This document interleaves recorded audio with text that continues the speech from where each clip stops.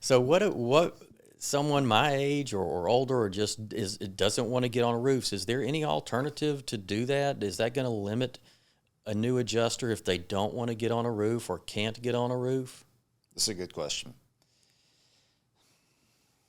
You know, there are alternatives.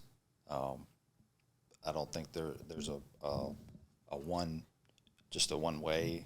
You know, if you can get on the roof, to me, that's going to be the best way to determine the damage and then take a look at it and get a real feel for it.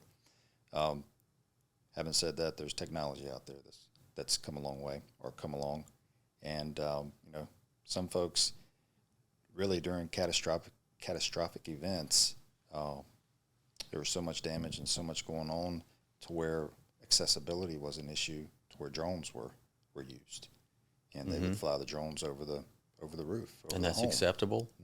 And it can measure the roof and take pictures of the damage? It could take pictures. I don't know about measuring the roof unless there's something out there that I don't know about from a drone standpoint. Well, hover, right? Yeah, Or some of these other as far as that, services. I was sorry. I apologize. I was talking about me just getting out of the truck and flying the You- drone over the roof. Oh, okay. Yeah, You yeah, flying yeah. the drone. Okay, okay, okay. Yeah. Well, yeah, They that won't makes take sense. measurements, but I mean, you can look at the roof. But there are other avenues like hover, like you mentioned. I've actually used hover on my home just for measurements, and it's a great tool. Eagle View, satellite view. Now those measure your roof.